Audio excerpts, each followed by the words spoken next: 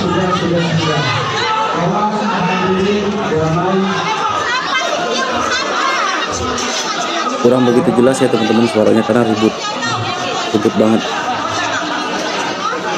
Wah, ini mungkin ini Habibnya nih yang pakai kerudung, yang pakai cubluk.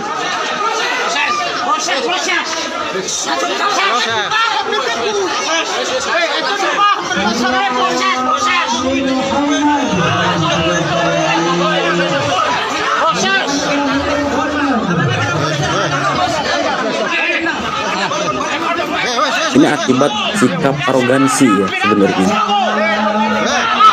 Seringkali ulama Nusantara itu kiai pribumi ya diberlakukan tidak selayaknya, diperlakukan. Putri pribumi asli yang menjadi pembela para habaib alwi adalah congosnya para penjajah. Karena penjajah itu adalah orang asing yang datang di negeri kita, ingin menguasai, entah ingin menguasai tanahnya atau menguasai daerahnya atau menguasai orang-orangnya. Nah, kalau para habaib alwi ini ingin menguasai orang-orangnya, terutama menguasai orang-orang NU. Karena para habaib alwi itu tidak berhasil menguasai orang-orang Muhammadiyah. Para habaib alwi juga tidak berhasil menguasai orang-orang Persis Persatuan Islam. Apalagi menguasai orang-orang Wahabi. Jadi yang mampu dikuasai oleh orang-orang habaib alwi dari Yaman ini adalah orang-orang NU. Nah, banyak sekali nih mulai bermunculan kami Al-Fakir Tamalim dilarang-larang, tidak boleh ikut campur masalah ini. Jadi kami sering dilarang, jangan ikut campur kiai masalah ini. Nah, perlu kami tanggapi yang namanya perang pemikiran disebut Ghazwul Fikri.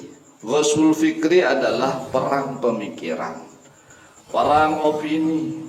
Nah, kalau masyarakat kita di Indonesia, mohon maaf, masih banyak yang bodoh-bodoh, kemudian mau dibodohin, dibohongin, dikibulin, ditipu oleh orang-orang yang memakai surban, memakai gamis, berbaju sok islami, apalagi mengaku sebagai durian Nabi Muhammad SAW.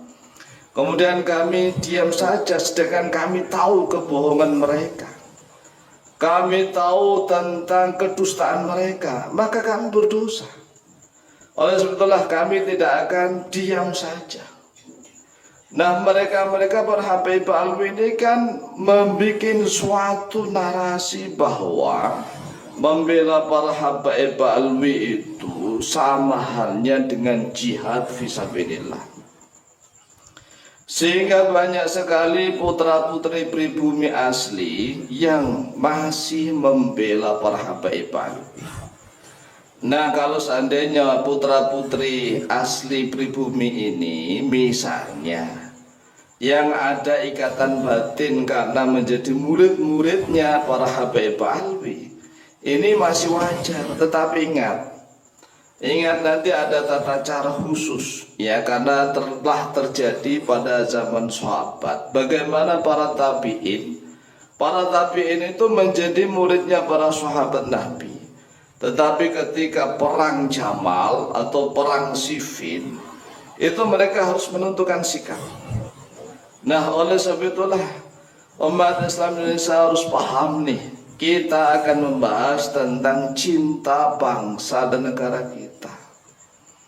Nah, kalau ada para habaib alwi mengatakan bahwa Kiai Imaduddin Utsman Al-Bantani dan teman-temannya itu adalah yang memecah belah umat Islam di Indonesia, memecah belah persatuan dan kesatuan, ini kan namanya Ghazwul Fikri, perang pemikiran. Nah, kalau pernyataan seperti ini tidak kami konter, ini bisa sesat menyesatkan. Mengapa?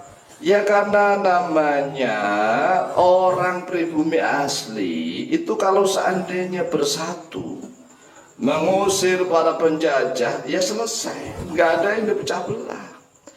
Yang memecah belah itu adalah para penjajah. Coba kita renungkan, seandainya dahulu misalnya nih seluruh bangsa Indonesia ini bersatu mengusir penjajah Belanda, selesai. Belanda itu tidak akan lama-lama di Indonesia, mungkin hanya setahun 2 tahun nggak akan bisa bertahan. Kenapa? Karena orang-orang pribumi asli tidak bisa diadu domba. Tapi kenyataannya Belanda itu pinter, ngomongnya pinter, persis sama para Habaib Alwi ini, persis.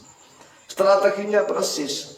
Sehingga para Belanda itu hanya mengadu domba antar putra putri, ya pribumi asli diadu domba.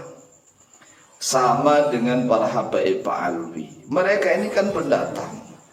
Pendatang mereka bisa disebut sebagai penjajah mental spiritual, ingin menjajah cara berpikir, cara beragama, terutama bagi warga Nahdiyah. Nah kalau misalnya kami yang paham tentang strategi licik mereka, kemudian kami diam saja, kami berdosa.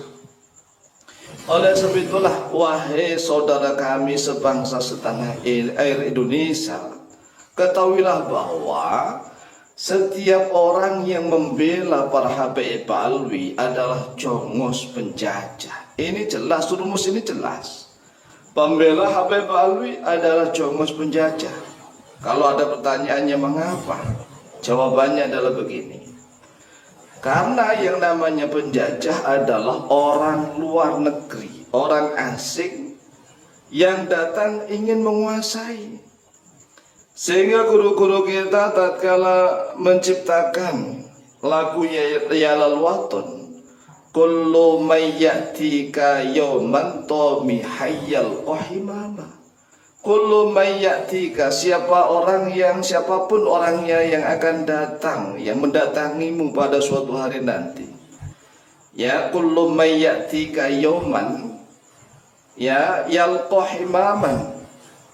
Kullu mayyatika yawman tomihan. Tomihan dalam keadaan ingin menguasai.